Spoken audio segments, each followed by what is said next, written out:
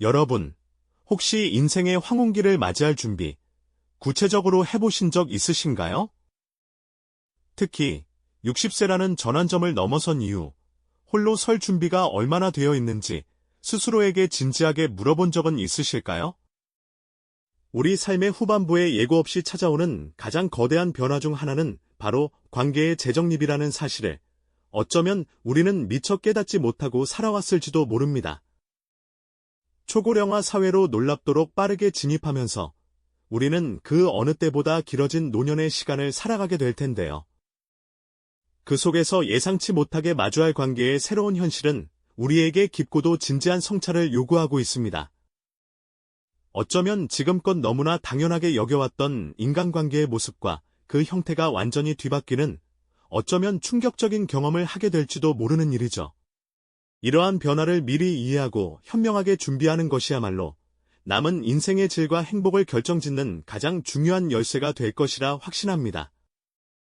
오늘 우리가 나눌 이야기는 단순히 노년의 외로움이라는 감정에 대한 피상적인 접근이 아닙니다. 오히려 필연적으로 다가올 관계의 본질적인 변화 속에서 우리 스스로가 주체적으로 행복을 설계하고 예측 불가능한 상황에서도 새로운 자유를 만끽하며 의미 있는 삶을 살아갈 통찰을 함께 나눠보고자 합니다. 이 시간은 여러분이 다가올 노년의 삶을 더욱 풍요롭고 능동적으로 가꿀 수 있도록 돕는 소중한 나침반이 되어줄 것이라 믿어 의심치 않습니다. 벌써부터 기대되지 않으신가요? 자, 그렇다면 이제 첫 번째 이야기로 60대 이후 우리에게 찾아오는 관계 재정립의 서막을 사회적 배경에서부터 함께 차분히 들여다볼까요? 불과 몇십 년 전만 해도 과거의 노년기는 대개 대가족이라는 든든하고 따뜻한 울타리 안에서 보내는 것이 일반적이었습니다. 흑백 사진 속에서 온 가족이 북적이며 함께 식사를 준비하고 아이들이 할머니, 할아버지의 무릎에 앉아 재롱을 피우며 웃음꽃을 피우던 정겨운 모습들을 떠올려 보시면 쉽게 이해가 되실 겁니다. 그 시절의 관계는 혈연을 중심으로 한 강한 유대와 더불어 서로에게 깊은 의무감과 책임감을 느끼는 의무적 관계의 성격이 매우 강했죠. 가족 구성원 각자가 맡은 역할과 책임이 명확했고 그 안에서 자연스럽게 관계가 유지되고 확장되며 삶의 많은 부분이 채워져 갔습니다. 하지만 지금 우리의 사회는 어떤 모습일까요? 핵가족화를 넘어 1인 가구의 증가마저 가속화되고 평균 수명은 눈에 띄게 길어져 초고령화가 심화되고 있습니다. 여기에 더해 개인주의적인 가치관이 사회 전반에 깊이 뿌리내리면서 60대 이후의 관계 양상 또한 과거와는 확연히 다른, 때로는 예상치 못한 모습들을 보이고 있습니다. 이제는 텅 빈 거실에서 홀로 조용히 식사를 하거나 명절에도 스마트폰 영상통화로 멀리 떨어진 자녀들과 안부를 주고받으며 물리적 거리감을 느끼는 노년의 모습이 더 이상 낯설지 않은 일상이 되어버렸습니다. 이러한 급진적인 사회 구조적 변화는 노년의 관계를 과거의 의무적 관계에서 벗어나 이제는 개개인의 주체적인 의지와 필요에 따라 능동적으로 맺어지는 선택적 관계로 이행하게 만들고 있습니다. 더 이상 가족이라는 울타리가 예전처럼 모든 관계를 견고하게 보장해주지 못하는 시대가 도래한 것이죠. 과거에는 너무나 당연했던 많은 관계들이 이제는 더 이상 당연하지 않게 되어버린 겁니다.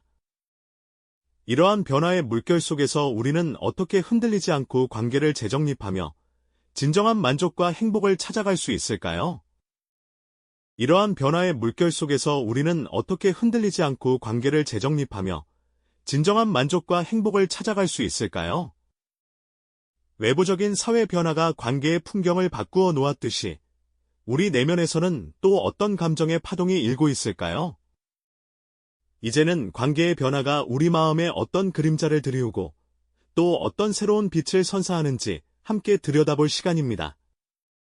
60대 이후 우리는 마치 오랜 시간 굳건히 서 있던 댐이 무너지듯 삶을 지탱하던 여러 관계들이 한꺼번에 사라지는 경험을 하게 됩니다. 수십 년간 몸담았던 직장에서 은퇴하며 동료들과의 밀접한 관계가 느슨해지고 애지중지 키웠던 자녀들은 성장하여 각자의 삶을 찾아 떠나가죠. 때로는 평생을 함께했던 배우자와의 이별이라는 감당하기 힘든 상실을 마주하기도 합니다.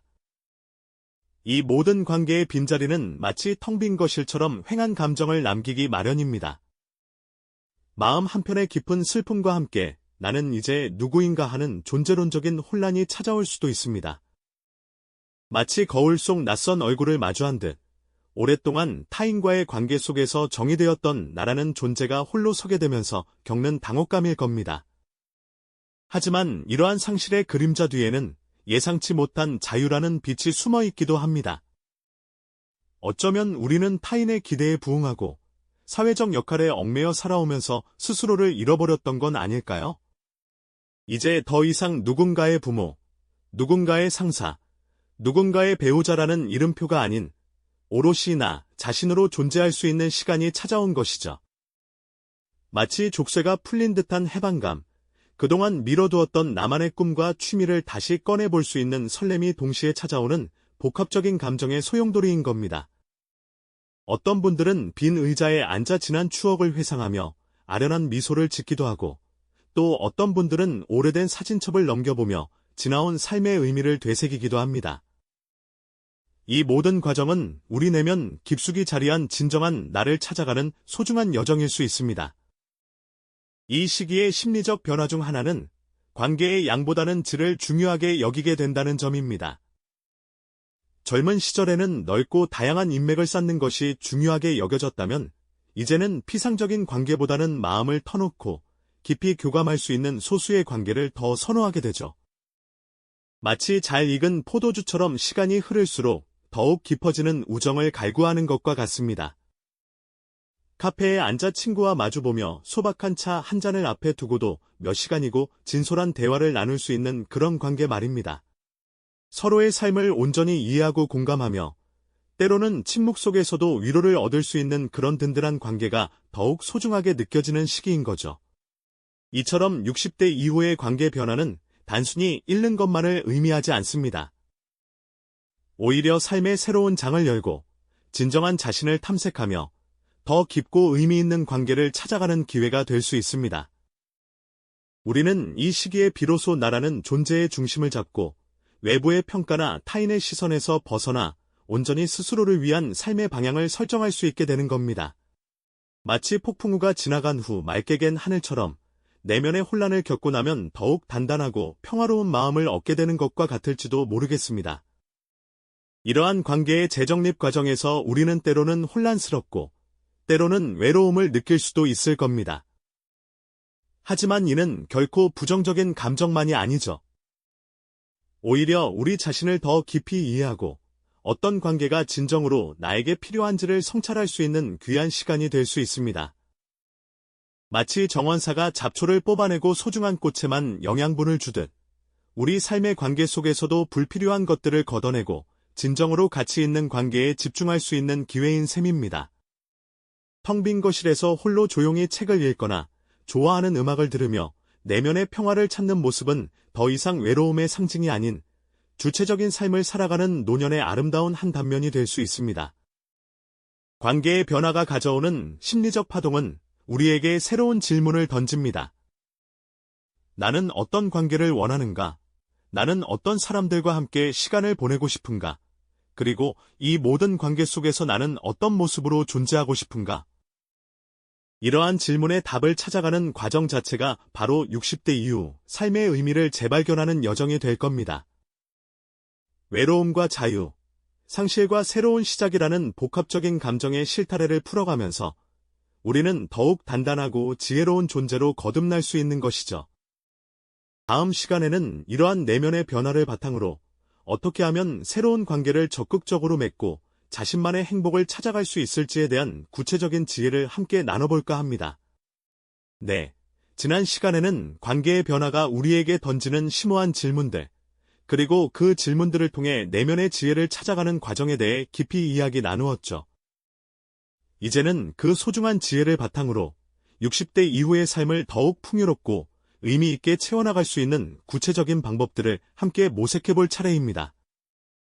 어떻게 하면 스스로 행복을 찾아가는 삶을 만들어갈 수 있을까요? 우리는 오랫동안 혈연 중심의 관계 속에서 살아왔습니다. 가족이라는 울타리는 더없이 든든했지만 때로는 의무감이나 피할 수 없는 책임감으로 다가오기도 했죠. 하지만 60대 이후에는 이러한 전통적인 관계의 틀에서 벗어나 온전히 나의 의지로 선택하고 만들어가는 새로운 관계들을 경험할 수 있는 특별한 기회를 맞이하게 됩니다. 바로 선택적 관계의 시대가 활짝 열리는 건데요. 이제는 내가 진정으로 함께하고 싶은 사람들과의 연결에 집중할 수 있게 되는 겁니다. 어떤 관계를 선택해야 할까요? 거창하거나 부담스러운 관계일 필요는 전혀 없습니다. 지역 문화센터에서 그림을 배우거나 악기를 연주하며 새로운 사람들과 자연스럽게 어울릴 수도 있고요. 독서 모임이나 등산 동호회에 가입해서 공통의 관심사를 가진 이들과 깊은 유대감을 형성할 수도 있습니다. 이런 관계들은 강요된 것이 아니라 순수한 즐거움과 자발적인 교감에서 비롯되는 느슨한 연대의 가치를 우리에게 선물해 줄 겁니다. 서로의 삶에 너무 깊이 관여하지 않으면서도 필요한 순간에는 따뜻한 지지와 격려를 아끼지 않는 그런 편안하고 유연한 관계들이 우리 삶에 새로운 활력을 불어넣어 줄 테죠. 마치 잘 가꾸어진 정원에 다양한 꽃들이 어우러지듯 우리의 삶도 다채로운 관계들로 더욱 풍성해질 수 있는 겁니다. 흔히 혼자 있는 시간을 외로움의 동의어라고 생각하기 쉽습니다. 하지만 이제는 그 인식을 바꿀 때입니다. 홀로 있는 시간은 오히려 나 자신에게 온전히 집중하고 내면의 소리에 귀 기울일 수 있는 귀한 성장통이자 더 큰 기회가 될 수 있죠. 그동안 바쁘게 살아오느라 잠시 미뤄두었던 자기계발에 투자해보는 건 어떨까요? 새로운 외국어를 배우거나 온라인 강좌를 통해 평소 궁금했던 분야를 깊이 파고들며 지적인 즐거움을 만끽할 수도 있습니다.